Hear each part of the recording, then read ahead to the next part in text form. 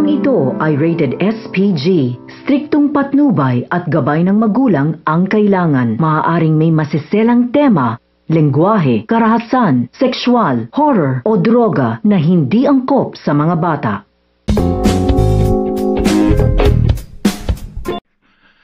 Ngayong gabi, ang abangan natin itong si Tata ay palasin mismo nitong si Venice sa opisina dahil sa kapalpakan nito. Dahil na alam natin lahat na may pinapagawa siyang papisenos ng mga dokumento. Pero hindi ito natapos itong si Venice kaya galit na galit ito at pinalayas mismo sa opisina. Pero ang tanong kung tuluyan kaya mag-resign itong si Tata gayong si Francis mismo ang nagpapasok sa kanya sa opisina. At ito mga abangan natin dahil marinig mismo nitong si Gob ang tungkol sa pagsabotahe sa mga presyo nito sa kumpanya. Kaya naman mag-imbestiga dito si Gob kung totoo ang tanong kung mahuli kaya ng tuluyan itong si Venice.